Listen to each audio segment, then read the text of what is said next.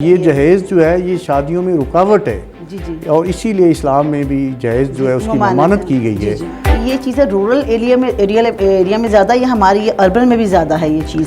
دیکھیں اب تو یہ ہر جگہ ہی ہے، قرآن پاک اور حدیثوں میں بھی ذکر ہے کہ وہ سب سے بہتر طریقہ ہے اگر آپ نے دینی بھی ہے۔ طلاق احسن ایجوکیشن اگر لوگ لے رہے ہیں تو وہ صرف اس لیے کہ ہم جو ہے اس کو کمرشل پرپز کے لیے لے رہے ہیں، یہ نہیں کوئی بھی تعلیم دے رہا کہ میں اچھا انسان بن جاؤں۔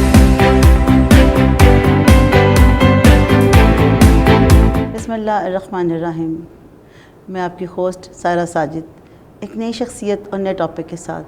آج کی شخصیت ہیں ایک ایڈوکیٹ اور ان کا نام ہے غلام عباس خرل۔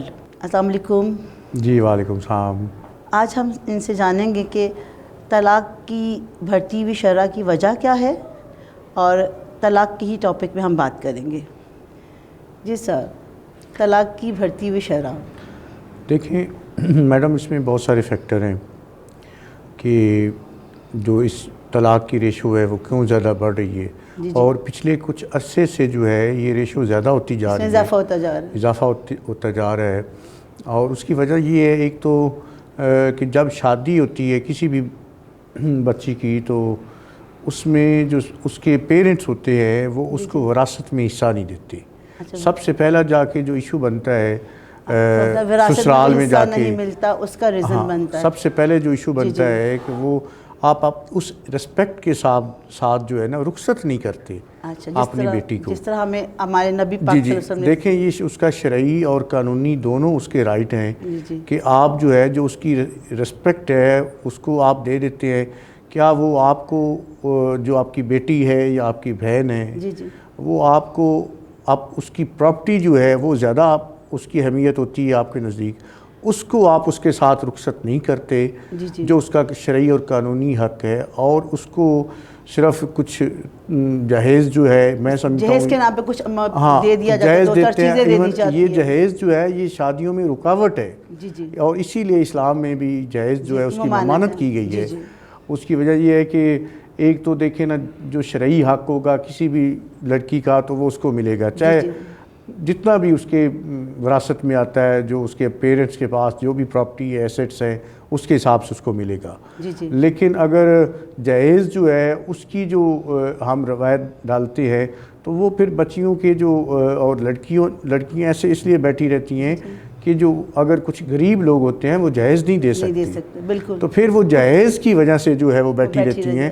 اگر ان کے پاس پراپرٹی ایسیٹس نہیں ہیں تو پھر اگر ہم یہ روایت ڈالیں گے جو کہ ایک شرعی اور قانونی ہے تو پھر تو جہیز بھی نہیں دینا پڑے گا، پھر اس میں پراپرٹی دینی پڑے گی۔ پراپرٹی یا جہیز ایک طلاق کی شرح ہے سب سے پہلا فیکٹر میں نے بتایا۔ اس کے بعد جو ہے دیکھیں فائنینشیل آج کل ایشوز بہت زیادہ ہیں کیونکہ مہنگائی بہت زیادہ ہو گئی ہے، انفلیشن ریٹ بڑھ گیا ہے، تو اس وجہ سے جو ہے وہ وہاں پہ جو گھریلو معاملات سارے ہیں جو ایکسپینس ہیں وہ نہیں چلائے جا سکتے، جس وجہ سے رفٹ بنتی ہے۔ بات کر رہی ہوں یہ چیزیں رورل ایریا میں زیادہ یا ہماری اربن میں بھی زیادہ ہے یہ چیز؟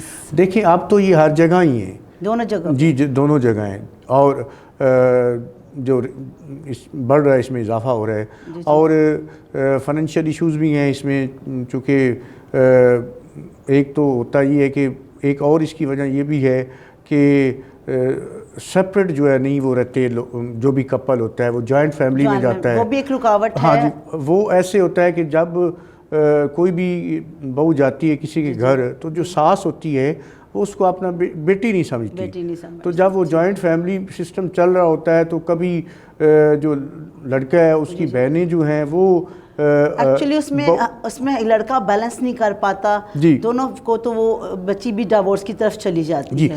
اس میں وجہ یہ ہوتی ہے کہ پہلے جو چونکہ لڑکا ٹھیک ہوتا ہے اس کے بعد جب وہ جو اس کی بہنیں ہوتی ہیں یا اس کی والدہ ہوتی ہے وہ جو اس کی لائف کو ڈسٹرب کرتی ہیں، اور جب وہ آتی ہے تو اس کے میں ایسے چھوٹے موٹے جو ہے نقص نکالنا شروع کر دیتے ہیں، کسی کو کام کرنا نہیں آتا، اور اس میں یہ مسئلہ ہے وہ مسئلہ ہے۔ تربیت کی کمی کا عنصر نہیں ہے ہمارے ہاں طلاق کی زیادتی میں یہ سمجھتی ہوں ایک تو تربیت کی کمی ہے، دوسرا پیشنس کی کمی ہے، کمپرومائز ہم نہیں کر پا رہے اور دیکھیں یہ بھی وجہ ہے. ویسے ہی نہیں ہمارے اندر. دیکھیں بالکل ہماری سوسائٹی میں عدم برداشت اس حد تک بڑھ گئی ہے پچھلے کچھ عرصے میں.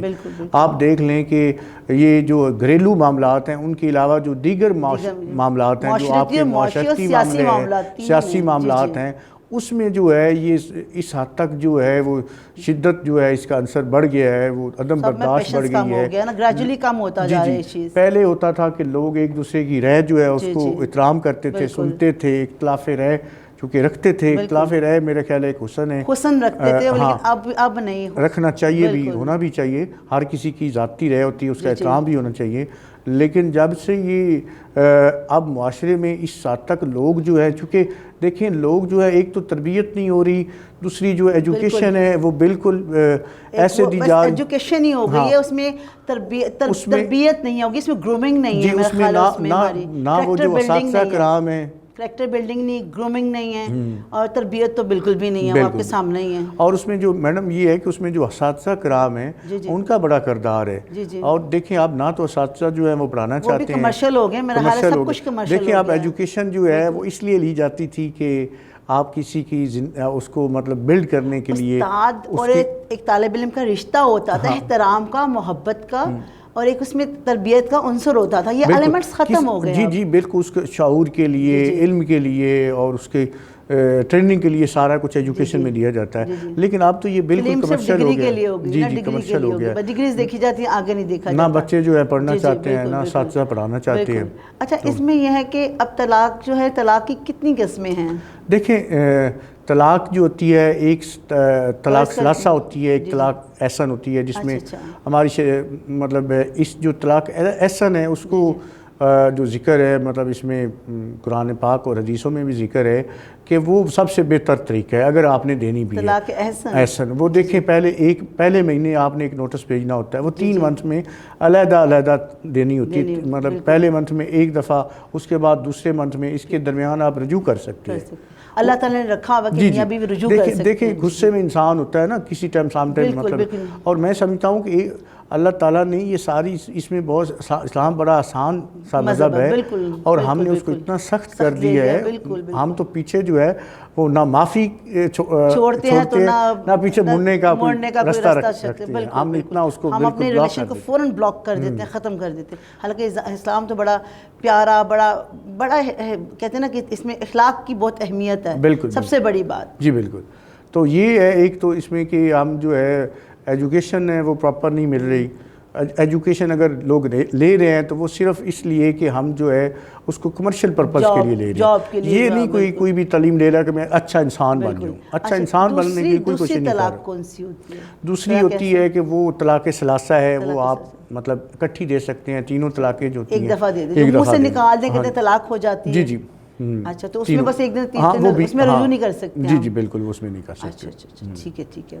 تو باقی یہ ہے کہ اب میں چونکہ وکیل بھی ہوں اس حوالے سے کہ اگر فرض کریں مرد جو ہے اس کے پاس جو اللہ تعالیٰ نے اس کو رائٹ دیا ہوا ہے ہمارا شریعہ اسلام کہ وہ ڈائیورس دیتا ہے, وہ طلاق دیتا ہے.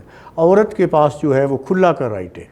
اچھا, خلا کیا میں بھی پوچھوں گی, خلا کیا چیز ہوتی ہے, خلا کا شرعی پہلو کیا ہے؟ دیکھیں خلا اور طلاق جو ہے وہ سیم ہی چیز ہے تقریباً.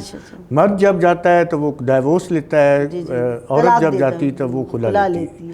تو اس کے بعد چونکہ عدالت میں جاتے ہیں, اس کے بعد جو ہے عدالت جو ایک پرناؤنس کرتی ہے کہ یہ آپ جو ہے اس کو ڈائیورس یا خلا جو ہے وہ اس کی ڈگری دیتی ہے. اس کے بعد جو وہ افیکٹو ہوتا ہے وہ یونین کونسل میں سے جا ہوتا ہے.